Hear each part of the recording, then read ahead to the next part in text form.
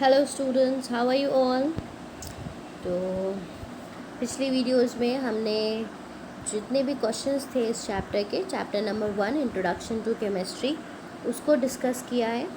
अगर आपने पिछली वीडियोस नहीं देखी हैं तो मैं पहले आपको सजेस्ट करूँगी कि मैं जितनी भी वीडियोस अभी तक के इस चैप्टर की सेंड कर चुकी हूँ उसको पहले देखिए, थ्योरी पार्ट देखिए, थ्योरी को समझिए। उसके बाद जहाँ मैंने एक्सरसाइजेस क्वेश्चन आंसर्स एक्सप्लेन करे हैं उनको समझिए।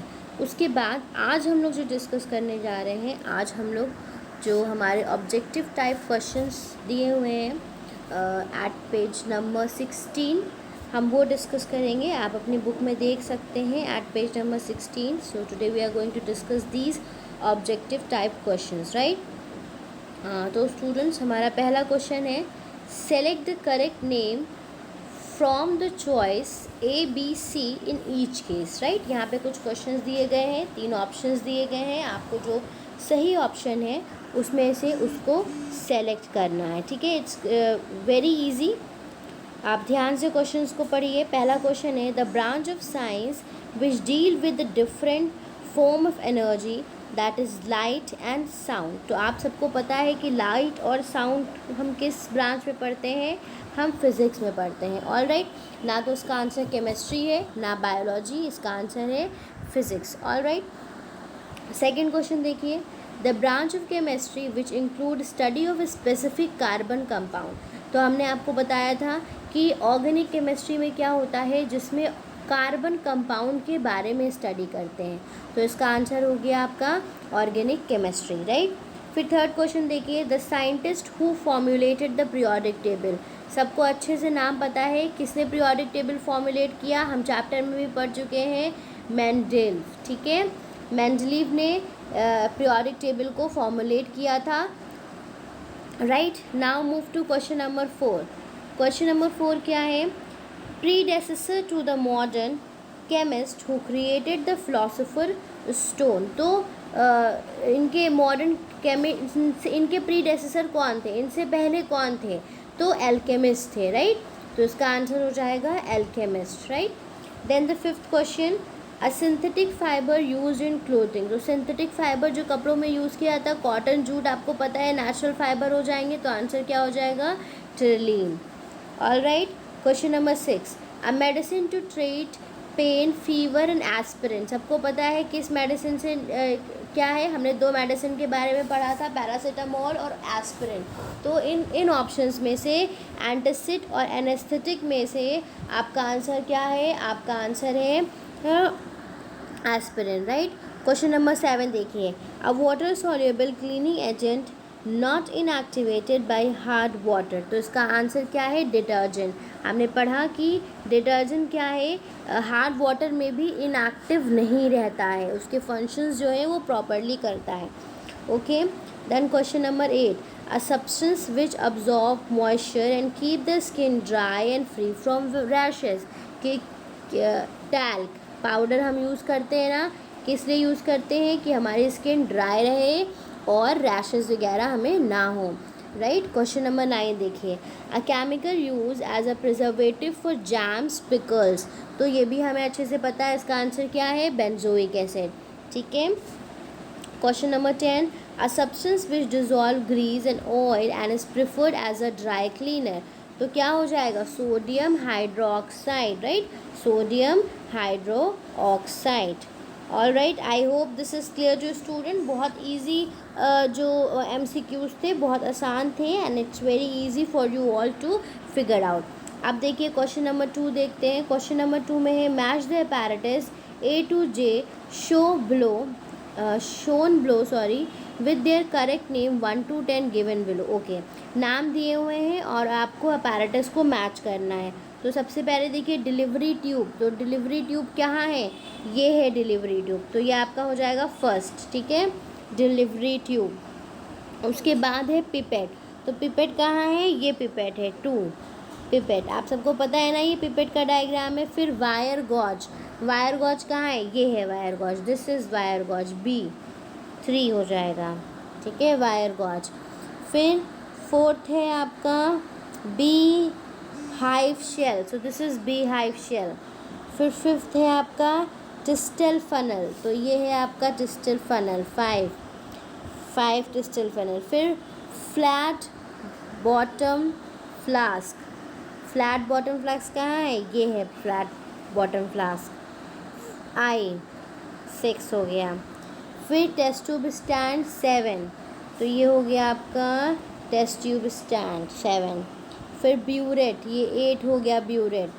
देन ब्यूरेट के बाद है आपका रेट्रॉट 9, रेट्रॉट हो गया 9, जस्ट ए सेकेंड, 9 हो गया रेट्रॉट।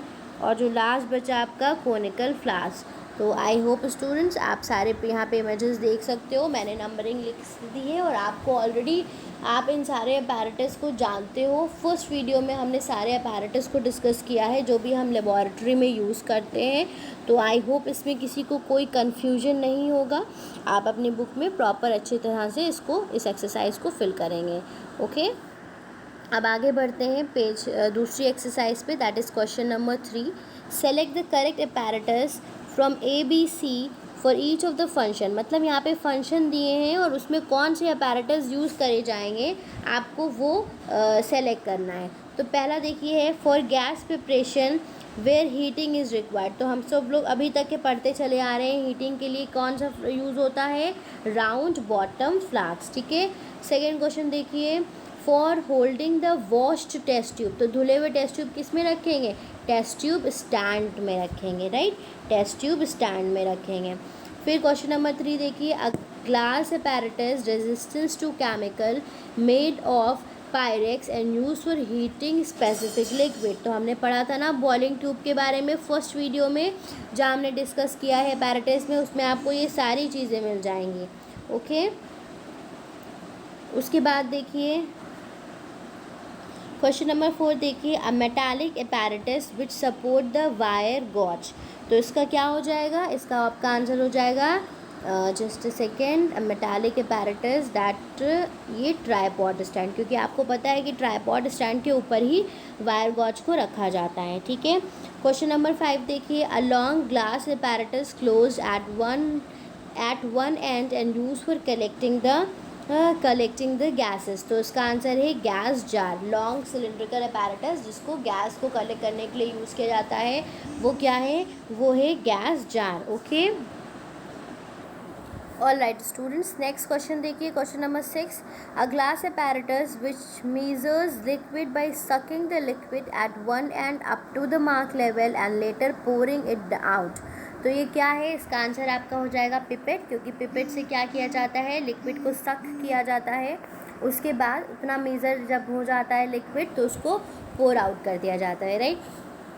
क्वेश्चन नंबर 7 देखिए a long glass tube with a broad inlet at the top which allow entry of the reactant into the round bottom flask during the laboratory preparation of gases. तो इसका answer क्या होगा students, इसका answer आपका होगा distil funnel, right, क्योंकि इसी से ही क्या होता है, अलाउ किया जाता है रिएक्टेंट की एंट्री को राउंड बॉटम फ्लास्क में।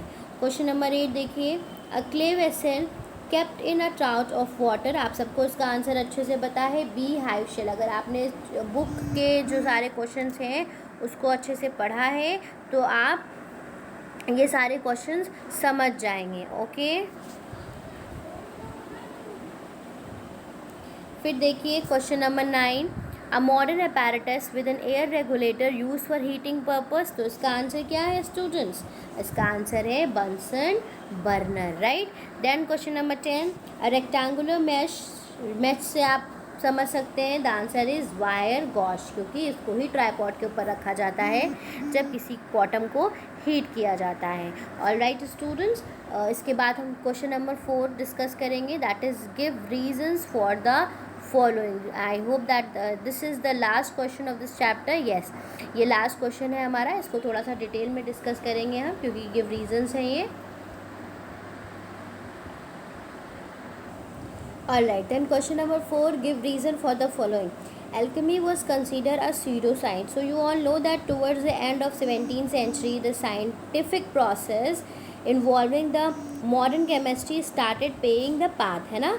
And alchemy today is considered as a pseudoscience, and chemistry regained its rightful position as a serious scientific field. मतलब कि पहले क्या था कि उनको ये लगता था कि जो भी प्रोसेसेस होते हैं वो मैजिकल प्रोसेस होते हैं। फिर धीरे धीरे क्या हुआ कि मॉडर्न केमिस्ट्री ने अपना जो पाथ था उसको गेन किया, इसलिए एल्केमी को क्या कंसिडर किया जाता है, एक pseudo science, right. Then question number 2 देखिए, preservatives are added to the food or beverages. क्यों ऐड किए जाते हैं? उनको डिकम्पोजिशन बैक्टीरिया माइक्रोब से बचाने के लिए, to reduce the risk of food borne infection, और उनकी क्वालिटी को मेंटेन करने के लिए, न्यूट्रिशनल क्वालिटी को प्रिजर्व करने के लिए, ठीक है। क्वेश्चन नंबर 3 देखिए, titanium dioxide is an important ingredient in cosmetic. तो कॉस्मेटिक में टिंटानियम डाइऑक्साइड एक इम्पॉर्टेंट इंग्रेडिएंट क्यों है? Because it is a natural pigment powder which provide a base for mineral makeup. It provides mild sun protection as a pigment gives a white coloration to the colored ingredient। तो ये क्या करता है? ये makeup में, किसी भी makeup में एक बेस प्रोवाइड करता है और वाइट कलरेशन प्रोवाइड करता है। Alright, then question number 4 is, aspirin is one of the most widely use medication globally. तो एस्पिरिन जो मेडिसिन है ये सबसे ज़्यादा दवा क्यों यूज़ करी जाती है? तो इसका आंसर ये है, because it is the medicine to treat the pain, fever and inflammation. और अगर ये हार्ट अटैक के बाद दी जाती है तो it reduces the risk of the death. And ये ब्लड क्लॉट में भी जो ट्रीट करने के लिए यूज़ होती है, राइट। क्वेश्चन नंबर 5 देखिए, ordinary soap is wasted in hard water. So ordinary soap is wasted in hard water because hard water is one which does not lather with soap. क्योंकि आपने पढ़ा था कि हार्ड वाटर क्या होता है, soap के साथ उसमें फेंदा नहीं निकलता, तो वो वेस्ट हो जाता है, right. Question number 6, a philosopher stone is not exactly a stone. तो आपको पता है philosopher stone in a legendary substance capable of turning the inexpensive metals like lead और mercury into gold and silver. It was literally not a stone but a powder और a पोशन। मतलब जो उन्होंने substances को चेंज किया था वो क्या थे? वो स्टोन्स नहीं थे, they were the powdery products थे, राइट। देन क्वेश्चन नंबर 7 पे देखिए, food processing is an important procedure for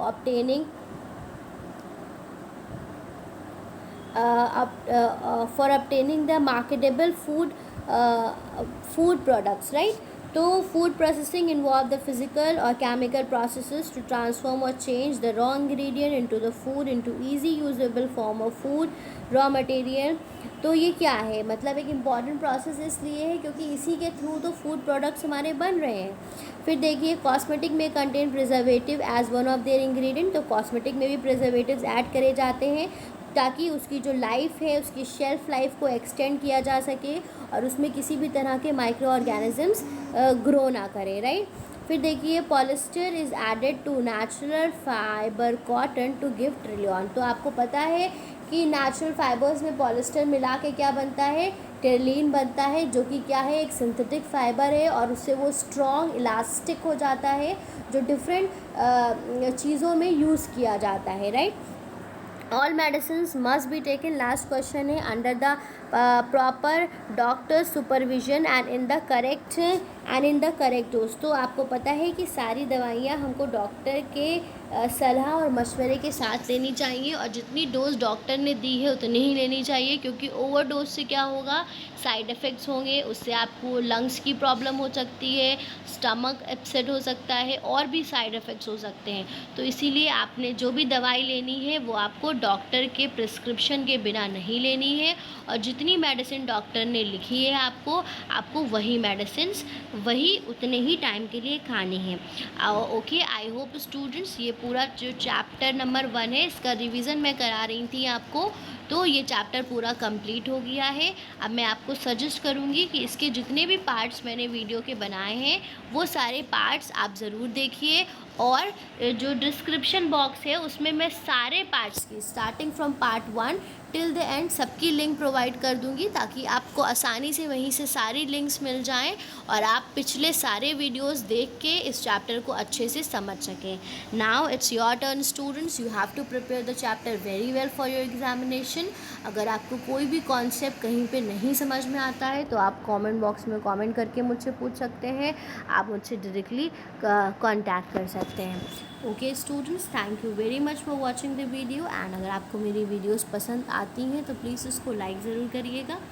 thank you everyone.